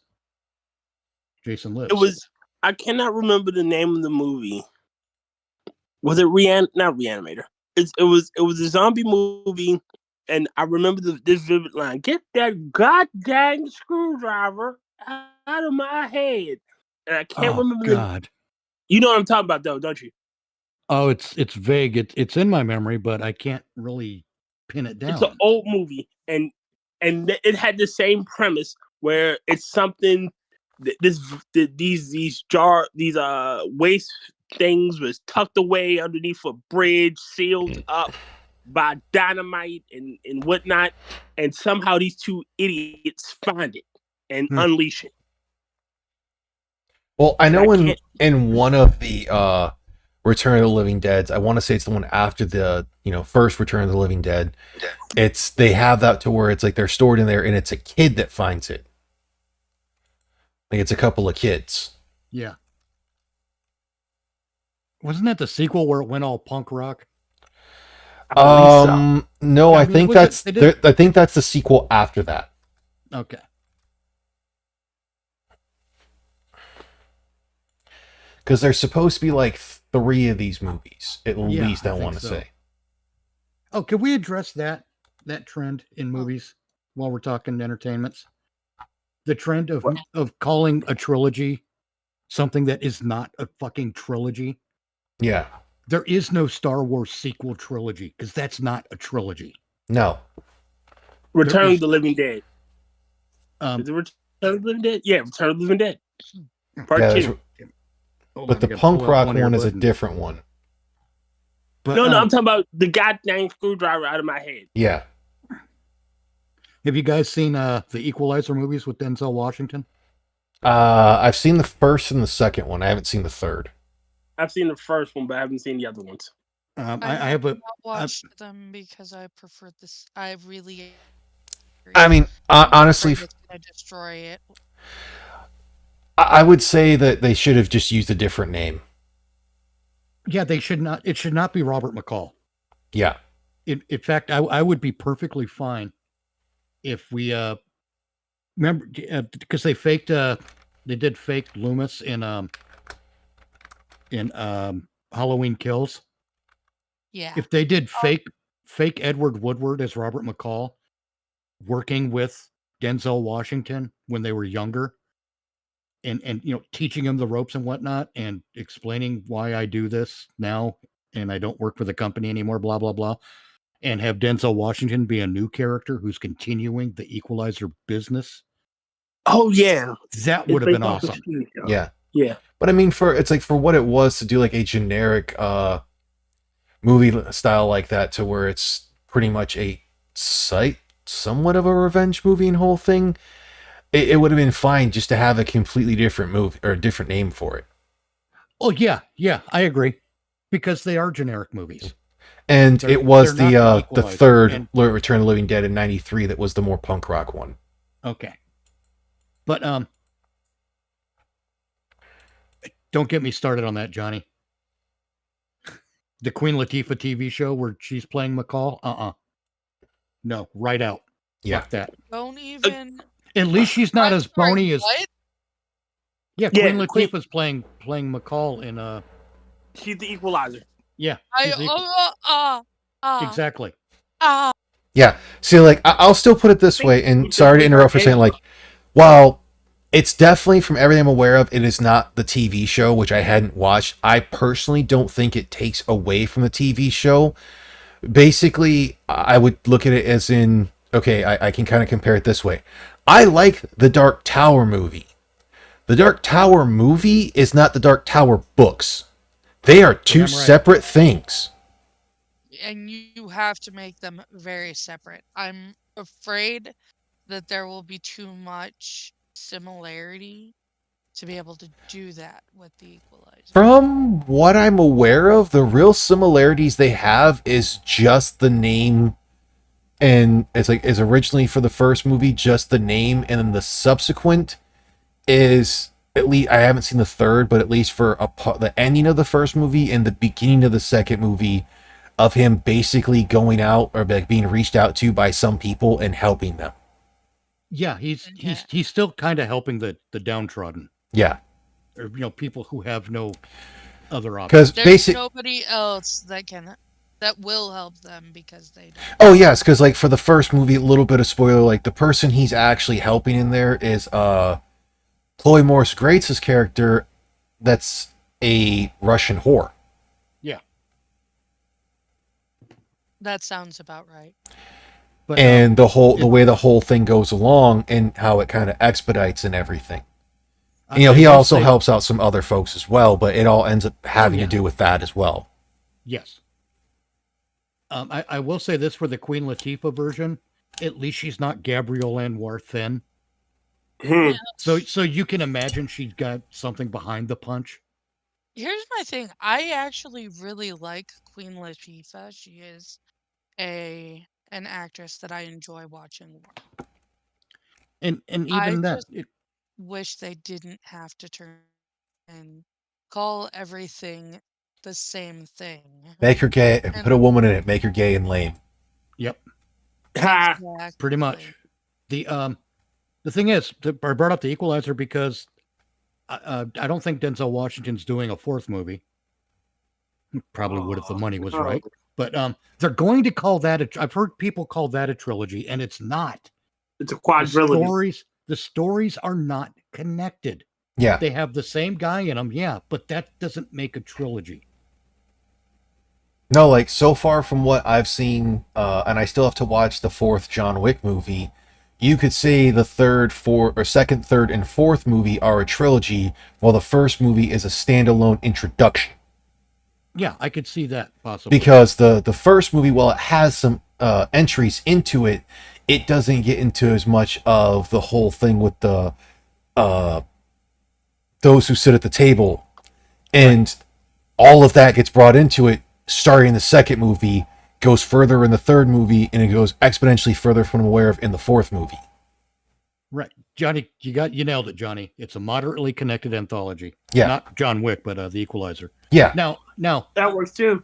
speaking of John Wick, that's a prime example of giving yourself room to escalate. That's part of planning for success hmm if you're making a film. And it's already been stated, at least in that one, that I think there's supposed to be one more movie of John Wick, and anything else after that will not be John Wick himself. It'll have to do either with the organizations or predominantly the Continental. Yeah, there is. I think there's a TV show about the Continental Yeah. already, but I'm not sure. It's supposed to be coming But, out, but I don't know how I feel about it from what I've seen. You want another trilogy that's not a trilogy? The, Expendables. You're right. I don't think anyone's calling that a trilogy. No. I think everyone realizes that. I fucking hope the not. The premise there is mercenaries for hire. So yeah, Yeah. it's an anthology. I think people get that. But Star Trek, Star Trek Into Darkness, and Star Trek Beyond. Not a trilogy. Nowhere near a trilogy. Well, it's one of those But things people call because it one. shit got it's a lot. It's kind of like the term Nazi. It's over. It's been and it's been watered misappropriated. down. Yeah, Yeah. it's putting the wrong things in. Oh, apparently it came out on Peacock, and I think it's supposed to be yeah, it's supposed to be based in the 1970s, so it's a prequel spin-off predominantly about the God. Continental. See, that's stupid. Well, from what I'm aware of, is it's supposed to follow the Scott, I think it is, Colin Codwell's character, I guess. Oh, okay. The guy who runs the Continental, Right. his rise as being that character. So it's going to follow more of the I think from my understanding, it's like it'll follow more of the assassins, mercenaries, and other characters around that, and how basically he builds, which isn't necessarily a bad thing. The David Gordon Green Halloween films, not a trilogy. Could have Most been of, a trilogy, but they pussied out. I mean, like the only ones you could probably call a modern day trilogy that I can legitimately think of would be like the Matrix movies, the first Maybe. three. Yeah, that's a unified story. But they really don't get it, what makes a trilogy anymore. Star Wars is a great example because the whole thing was the rebellion and the Galactic Empire and that civil war in the background is what made that trilogy work as a trilogy. And also the whole thing about a father redeeming his son. Or son redeeming his father. Yeah, sorry. Yeah, I got that backwards. That whole redemption arc, that whole trilogy is a redemption arc for Vader. Mm-hmm. And it's And fantastic. the first one was his fall. Yeah. And well done. You know, at least George Lucas, say what you will about him. I think he lost the steam after the first movie, to be honest. Well, I Well, think the first again- movie was meant to be more of a standalone movie. Yeah. Well, originally he wanted to do the first. It's the reason why he called Episode 4. He wanted to do the first one, but he didn't think it would take off, so he wanted to do the one he knew possibly had the better chance, and that's why he did number No. 4. No, I don't buy that. Hey, that's I what he don't- said. Yeah, of course that's what he said. He wants everyone to believe that he had the whole thing planned out. He didn't. Well, He's making that shit up. Planned out for later being his sister until he decided, oh yeah, I'm tired of the hero getting the girl, so now I'm going to make him a sister. That way they can't get together. Right. And Yeah. he only That made shit that wasn't planned. decision. He only made that decision after Leia kissed Luke in Empire Strikes Back. Exactly. Gross. So, you know, But- Like, don't come at me, George, with all, I had this plan. No, you didn't. Bullshit. No, I Yeah, think that's- basically he called it Episode 4, so that way if he wanted to play around with it and try to figure out a beginning, more of a beginning to it, he could at a later date. Yeah. Yeah, I think so too. Yeah. I think that's he'd always like planned the prequels. That's like supposedly Kubo, who wrote Bleach. They tried to say he had the whole thing planned. I think he had more of a general outline and then just was trying to fill gaps later on. No, he Right. he was winging that shit. That's why I Well, said a yeah, general that's- outline. It doesn't mean it goes I think like it got to a certain point, then he had to fill in the rest of that shit afterwards to try to figure out how am I going to make this work. Right. Like he had a goal of, okay, I want to get it to here. And they're like, okay, we got it to here, but we want to go further. And he's like, okay, so we're going to go to here now. How do I fucking do this?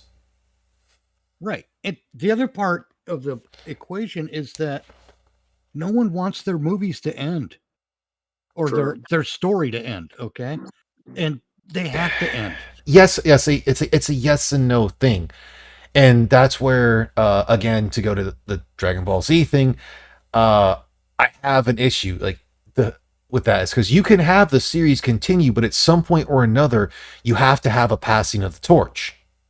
Yes. Well, originally it was supposed to be done during after the Cell games. Yes, and in that whole, defeats yes. Cell. Well, hold on, Tier.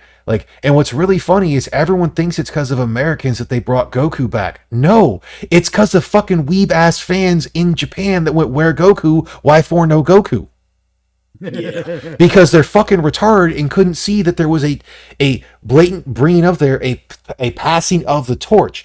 Goku trained his son to beat Cell because he knew he was already stronger than him, and then he went to fucking Super Saiyan 2, which no one even knew was possible, and surpassed everyone. And the only reason why for the whole Majin Buu series he went back to school was because both him, because Goku sacrificed himself for the whole thing as well, but Gohan was honoring his mother's wishes because she didn't want her firstborn son to be a fighter like her dad was, like she was in a lot of ways raised to, like Goku was. It's the reason why Gohan wasn't originally trained as a fucking fighter. Yeah. Because, oh my god, the main character respects his spouse? Well, I honestly wish they would have played up that more. He's not a strong fighter. He's a smart fighter. Like he can analyze a battle situation. Like, oh shit, he's doing this. Maybe we can counter by, hey, Dad, if you fire there and destroy that mountain, it would cause their attacks to miss. Fuck off. He should have been a smart fighter. For the whole thing of that kept pissing me off is, and they've done the same thing in the Dragon Ball Super, to where I guess they made Golden Piccolo or something, and Gohan gets beast mode, is every time that shit happens, Gohan basically becomes the strongest fucking person in the universe. He keeps getting towards, like, he's weaker, he has to train, and blah, blah, blah. That's not necessarily a bad character arc because the threat's gone, he believes he can lax, things get left up, and whatnot, and he has to get stronger again. Okay, I can go with that. But that is the constant fucking thing with Gohan of, like, that has to happen to him. And for the Super one, they went apparently more ridiculous, which, like, I don't necessarily care about Super. I just think it should have fucking stopped. The series has to end. Can we just also recognize that they don't know how to pass the torch anymore either? The Star Wars sequel trilogy certainly proved that. Oh, yeah. Well, they could have done that one, and this is where I'll go with Literature Devil on that one. I think it was Literature Devil, or it might have been someone else I was talking to. But it might have been him, to where, okay, you could have basically had it that there was a Padawan who had escaped the whole thing of that because they weren't considered a full Jedi when the Order 66 happened. And that's who taught Rey, but because of an ability she had, not she necessarily, but the Padawan had learned, could basically kind of alter people's memories to where they weren't being in there, and then you would basically have it be revealed that Rey was taught some of these things. That's why she knew them. Then she's not just fucking Mary Sueing her whole goddamn way through. Right. Well, yeah, there's a lot of little things like. Okay, so one of my favorite examples. The biggest thing that would have saved something is in Star Trek Voyager. They started off with 37 or 38 photon torpedoes, and that's all they had. And all they needed was a billion. Yeah, and all they needed was one line in that opening episode. Well, we'll just have to build more along the way. Yeah, that's all they had to do. Or they could have said, "I'm activate," because the Omega Protocol, right? It was in the ship's systems, and it activated when it sensed this Omega Particle, right? Yep, it was part of it. All she had to do was say, "I'm authorized because of the situation. I'm unlocking the ship's fabricator, and I'm authorizing the building of photon torpedoes because we can't get them from a depot." Instantly solve that problem. Yeah, just one line of dialogue can fix so many things. That's all they had to do with Rey. Mm-hmm. Shit. All right. So what I was about to bring up is there are people canonically who have unique force abilities. Yes. Bastila Xian had battle meditation. No one's ever seen it before until she started using it. So you could always have that Jedi had that unique ability, and it can't be taught. Thereby, why she was protected and shuttled away, and that's why she's Rey's master, because we gotta protect this ability. If the Emperor ever got his hands on this ability, he would become so much more dangerous. Well, even if you read the Timothy Zahn books when they were still canon, the Emperor did have that ability. That's Yeah. one. That's why the Imperial fleet failed so badly after Luke killed the Emperor, or after Vader killed the Emperor Shit. at the Battle of Endor. Luke was the only one that could use Shatterpoint. It was unique to him. What the hell was Shadowpoint? Shatter. I thought that was supposed to be Shatterpoint. actually unique to Jackson's character.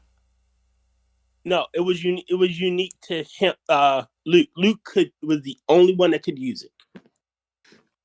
Shatterpoint, you instantly know the weaknesses, the weakness of any object, person, or thing, and you could exploit it. Oh, okay. It's See, like, and I'm about to say, it's like breaking glass. There's a point in which that glass, at that one point, is so fucking weak that if you just poked it, it'll break. It'll shatter the entire thing. This is how you write the Force. You write it like some people are good with math, some people are good with soccer, some people are good with working on cars. The Force is the same way. And some people got unique abilities. Yeah. Some some people are better at the lightsaber, because there's a predictive element to it.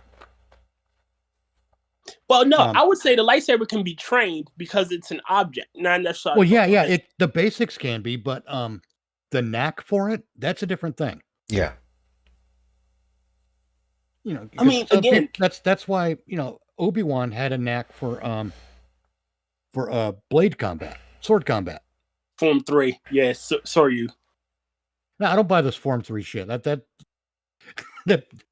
bothers me, but I don't want to get sidetracked by it. Not just the the 47 forms of the it's oh my god, it's a layer of nerddom that I cannot access because I don't have a knack for it. Well, like going back to the whole, we'll go back a little bit. The passing of the torch whole thing, like it was part. Like I would actually say it was done better, not perfect, but better at the what was it, the whole fucking Falcon and Winter Soldier show, to where you have Steve. Really liked. He has Steve Rogers passes it along to Falcon. Yep. And and then Falcon is like he doesn't believe that he's the one for it, and then they had to go with the bunch of other shit. So like the first season should have basically been him going through and learning that he the reasons why Captain actually chose him for it, and that he was worthy of it, and it's the reason why Bucky was with him. You Exactly. know what they should have done for using bringing up Star Wars again. They should have said it either way in the future or within the 1500 the 15,000 years between the Old Republic and yes, it's been the way the whole thing has went, to where they either should have went exponentially further into the past or exponentially further into the future and left the Skywalker name behind. Yep. But the problem is, and I think South Park nailed it on that one for a lot of things, is everything nowadays has to have the member berries. Remember this? Member berries? Oh, look at fucking Star Trek Discovery. That's nothing but hours and hours of saying, remember this from the original series? Remember Spock? Remember Sarek? Remember the Vulcan mind meld? Remember the Talosians? Strange New Worlds kind of does the same thing, but at least they're a little more creative about it. And it's still not great, but it is better than Discovery. STD. That perfect name for it. Yes. STD. But what was it about? Oh, my concept for the Star Wars thing is to go forward. The Skywalkers have been forgotten about. Go 1,000 years into the future. Start a story there. And I think you don't even have to forget. All right, so holocrons exist. You could have like Luke appears in a holocron. He's not telling full history, but he's telling like, oh shit, that's the greatest Grandmaster the Order has ever fucking known. He rebuilt the Order, and there you go. You got Luke's past, right? And with having Luke. And really, you could because it's probably going to be a little hologram, right? like the size of a A Rubik's Cube. no, not that's the size of the device, but the size of the hologram it emits is probably going to be I don't know, about the height of a Gatorade bottle. So Yeah. you don't need a one for you could give Mark Hamill work in a voiceover capacity as Luke Skywalker narrating holocrons. Okay? But you do not start there. Yes. The holocron, because it's 1,000 years later now, right? And Yes. sure, everyone knows that Skywalker started the new Jedi Order, but this would also give us the opportunity to have an evil return from the past that Luke had put down, and it's not the Emperor and the Empire. It is actually something else that took that.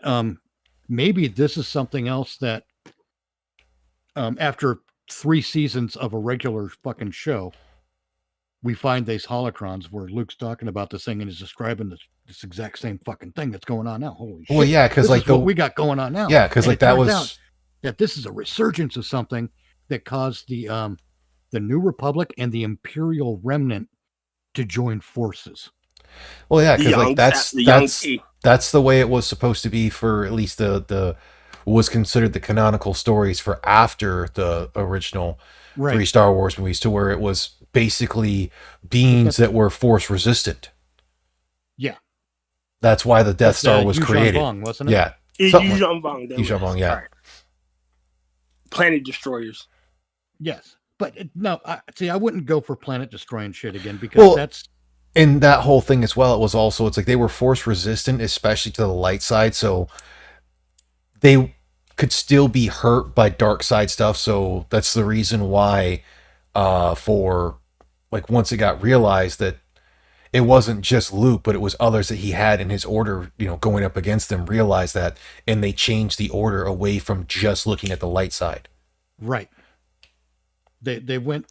And it was trying to basically be a balance of light and dark, so that way you're not going too far down either path. Right. With that, you could always say, you could even have a small little Easter egg where it goes, I remember studying the the Skywalker reforms, and Yes. when I was in the academy, or I was in the temple. Yeah. And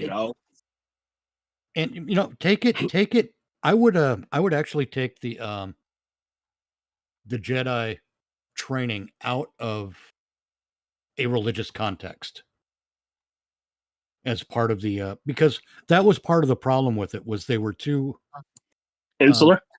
insular with the light and the dark, especially. And they didn't realize, for some reason, over these thousands of years, the Jedi never realized that it's not the force power that is light or dark. It's the intent of the person using it. And sometimes it's the forethought or lack of forethought of the person using it that will drive you to the dark or the light. I don't even think it should be that. I think it should be, well, then again, what I'm about to say, probably the same thing. It's just worded differently. Maybe. Like, because I was going to say, sometimes, all right, so in Jedi Fallen Order, there's a character who pushed the dark side because her Padawan was being attacked and hurt, and she fucking flipped out and came so close to crossing over because her Padawan is being attacked. She loves her Padawan. She's gonna save her, and she uses a dark side ability that no one fucking thought was possible. And it scared her. See, I think it would be a fun way to twist the concept by again, 1,000 years in the future, and realizing, because of the Skywalker doctrine, that there is no dark side power, there's no light side power. It's just the Force. It's just the Force, and it's down to the person using it. The person using it determines whether what they do is dark or light. Yeah, kind of like they had I like that idea. What was it? One of the Knights of the Old Republic games, to where you could have, depending on which route you took and everything, you could have a dark side character that's actually a better person than the supposed light side character. Yeah, that was the second one, yeah. wasn't it? I don't remember which one it was. I haven't played either one. I think that was the one with Darth Krea. You talking about number 2. I don't know. Like, well, I have an appreciation Knights for of the Republic 2, the unfinished product. Because I love Kreia. like, I have an Kreia- appreciation for Star Wars and Star Trek, but this like I've never really got into them that hardcore. Darth Kreia is the only one that uses Force Kinesis to use multiple lightsabers. It boggles my mind why no one else does this.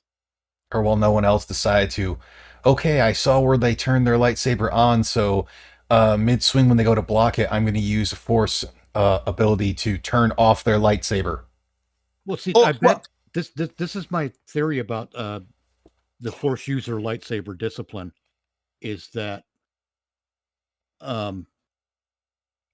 they do try to do that to each other. We just don't see it happen because there are attacks and defenses that they use in the Force that we simply don't see. Yeah. All right, so And expanding universe stuff. well, hold on a second. And Frosted for the Force choke thing. That's why I'm a little more surprised that when Padme waddled out all pregnant, that she didn't, when she got choked, we didn't hear "Harder, Annie." Harder, Annie, harder. I mean, you're tearing me apart. Smack, You're tearing me apart, Annie. smack my butt a little. No, all right. So Wow. in the expanding Oh, universe God, that means stuff, they use the Force to work it with the nipples. oh Lord Jesus Christ. All right, so in the expanding universe stuff, right? You There can is use a- a Force reach around. Oh Jesus Christ. Gosh. We just dwell down an entirely. So there's good. A Force 4. We're gonna go thousands of years into the future, and we're gonna have that whole thing. Like, well, what's that over there? Look, that's the really freaky side of the Force, to where people use that to knock out some of their. That's where the Force foot fetishists hang out. Yeah. No, it's called the Jedi brothel. That's all they do. That's where you find the Force furries. Wow. All right, wait, that's what I was saying really quickly.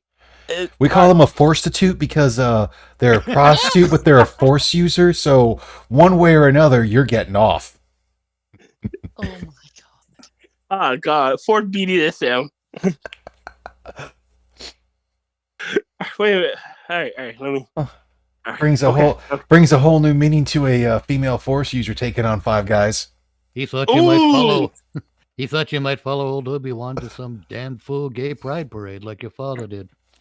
Oh my gosh. Oh God, Jesus Christ! We're going to help for this one. Yes, we are. All right, wait a minute. I was bound to that way before this. I think I was too. Indeed. All right. Angela's Well, the only one that's here it. who was anywhere near pure. And I bet That's she fine. ain't. She is. She's just smart enough not to talk about it. Volunteer. That's why, like I said, she's just smart enough not to talk about it. Yeah, Well, she's one of the chosen people. She automatically gets in. Angela's smart she's enough Mormon? to put the evidence on the internet. Angela's not Mormon. Thank you. No, it's again, it refers back to the South Park joke to where only Mormons actually get into heaven. So when Tyr was like, she's a chosen one, I didn't know she was Mormon. She's Oh jeez. one of God chosen people. She can't. She can do whatever she wants. Funny, she didn't look Jewish. Truish. She's Jewish. No, that was the Spaceballs reference. Baseball's reference. Yep. All right.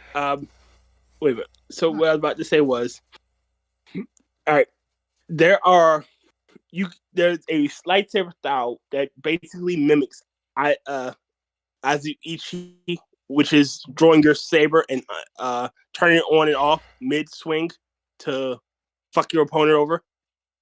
Oh, yeah. Like, so canonically, they can. It's a style that does it, but it's considered a dick move, even to the fucking Sith. I mean, also think about how there was, the Mandalorian race because of how blasters could be stopped by the lightsaber, but it couldn't stop solid projectiles. So they started rocking shotguns against the Jedi and the Sith.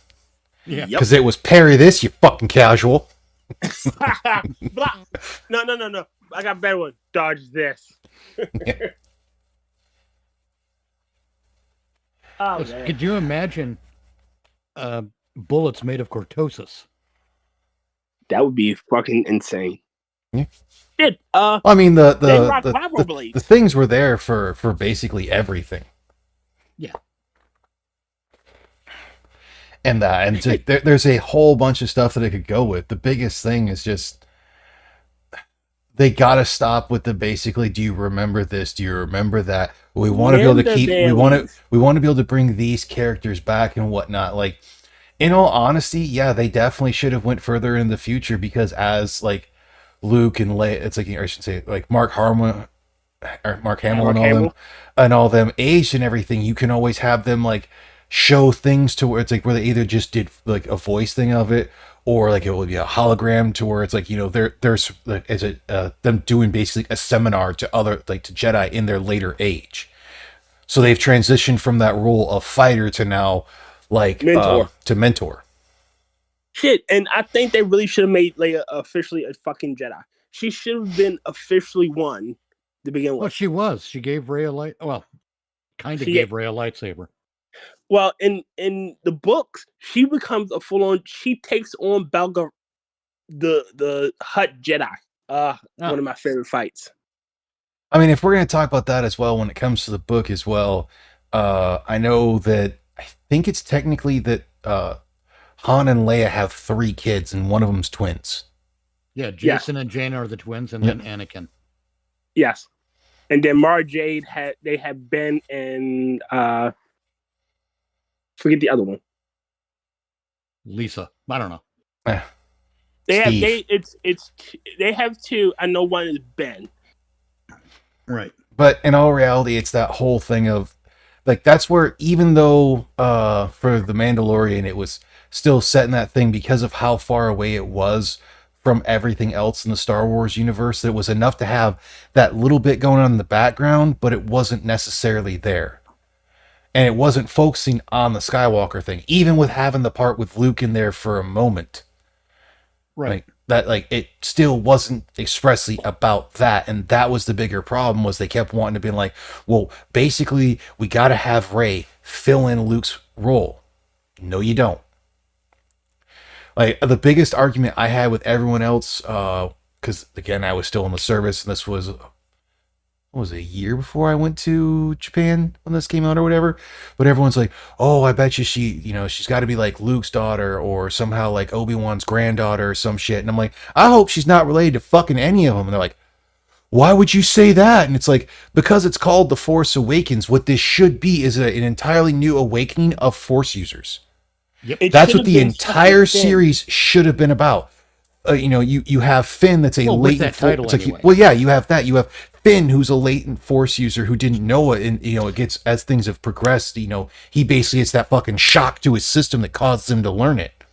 Yeah, and goes back to some of the for how things are, to where you have it's like I think it's like they didn't like X-Men and whatnot. Not everyone's abilities appear at a specific age, and some of them can be latent until they're on their death, until the day they die, and that's when it happens and they can't use it. So you have that one. You have Rey that she's a Force user as well, and you have this upbringing of Force users. All right, so I like the dyad. I like the dyad concept where it's 2 people connected. I like that concept. However, it should not have been Rey and Kylo. It should have been Rey and Finn, and then Kylo and Phasma. And when Lucas did his original works, he said things are like poetry. It flows. It should have been a good couple versus a evil couple, and show the differences between the 2. Phasma and Kylo are dysfunctional, and they're trying to one up each other, but they're connected, so it fucks them both over in the end. Yeah. I don't know. I think I would do that the opposite. I would have Rey and Finn be dysfunctional and still in be the beginning, yes. Yeah. No, I would just leave them dysfunctional, because it's an interesting an unexpected character thing. Where, Makes you know, sense. maybe by the end of it, they're like, look, this ain't working. Let's just go our separate ways once we defeat these assholes. Yeah. Well, no, I'm not talking about a romantic partnership or anything. It's just No, that neither am I. And I think it's more Right. interesting if they're always at odds. they have two different philosophies. Right. But you know, they're both good philosophies, but they just clash in certain points, and their partnership cannot withstand that. We never see that in a movie. At least not in this, not in the, you know, we didn't see that between Bill and Ted. We didn't see it between Wayne and Garth. We didn't see it between Riggs and Murtaugh. We didn't see it between the Lone Ranger and Tonto. Shit, Riggs and Murtaugh should have been at odds because one was fucking suicidal. Well, yeah, so they were at odds, but they got over that. I'm saying it would be interesting if the people did not get over it. And had and you know, they still got they still solve their mystery or Save the reach their day. goal.